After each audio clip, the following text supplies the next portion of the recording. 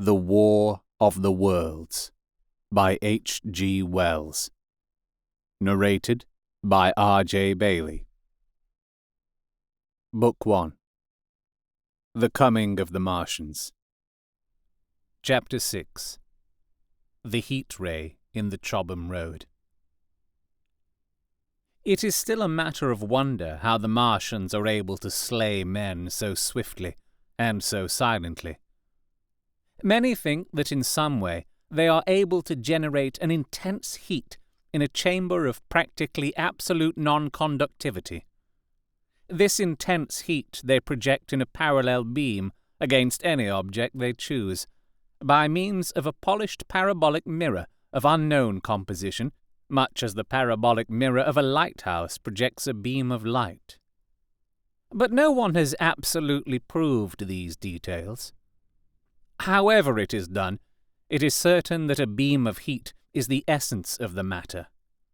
Heat, and invisible instead of visible, light.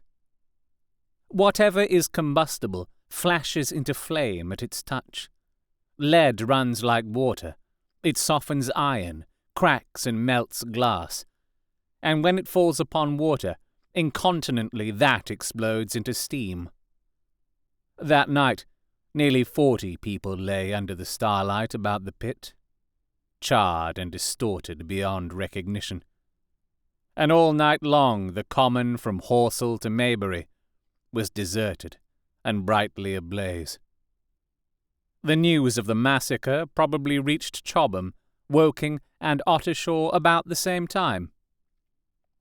In Woking, the shops had closed when the tragedy happened, and a number of people, shop people and so forth, attracted by the stories they had heard, were walking over the Horsell Bridge and along the road between the hedges that runs out at last upon the common.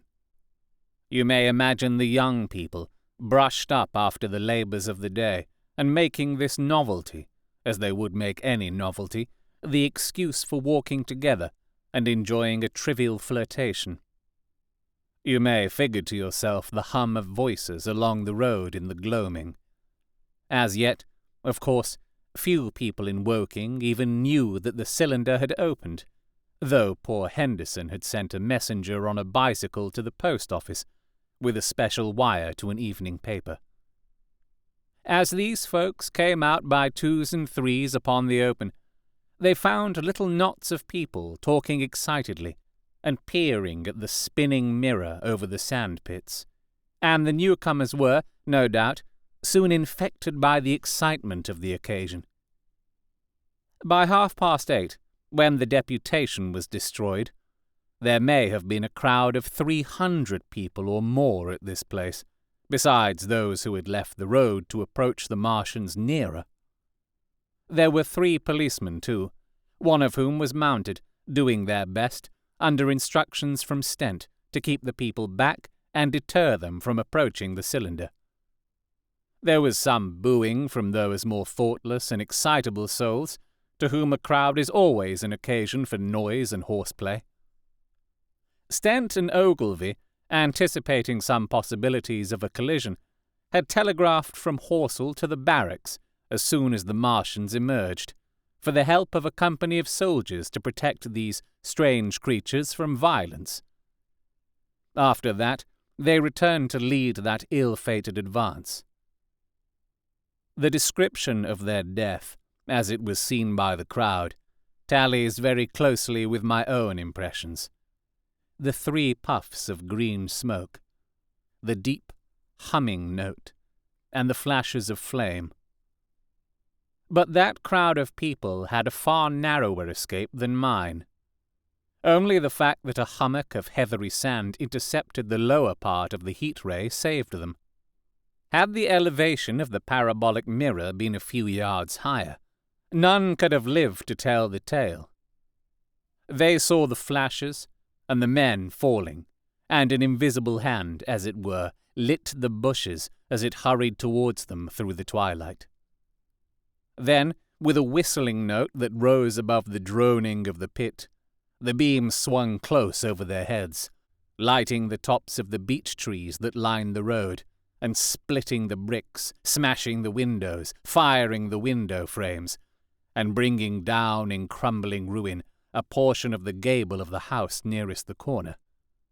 In the sudden thud, hiss and glare of the igniting trees, the panic-stricken crowd seems to have swayed hesitatingly for some moments.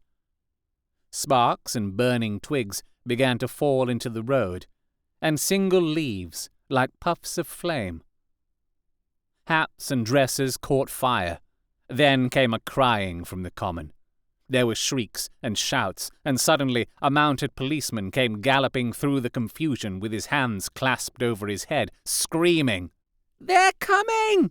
A woman shrieked, and incontinently everyone was turning and pushing at those behind in order to clear their way to Woking again. They must have bolted as blindly as a flock of sheep. Where the road grows narrow and black between the high banks, the crowd jammed, and a desperate struggle occurred. All that crowd did not escape. 3 persons at least, 2 women and a little boy, were crushed and trampled there, and left to die amid the terror and the darkness. You have been listening to The War of the Worlds, written by H.G. Wells, narrated by R.J. Bailey. If you have enjoyed this recording, you can support me by getting Martian merch at fineartgeek.redbubble.com. If you're listening to this via podcast or on YouTube, you can also support me by liking, sharing, subscribing, leaving a review, and commenting where those things are applicable. You can talk to me on Twitter at RJ Bailey and at facebook.com/RJ Bailey Voice Artist. If you would like me to narrate your book, you can contact me at those places or visit rjbailey.com. The War of the Worlds is a public domain book. However, this recording of it is copyright to me, R.J. Bailey, 2021. I hope you'll subscribe and hit the notification button for the next chapter.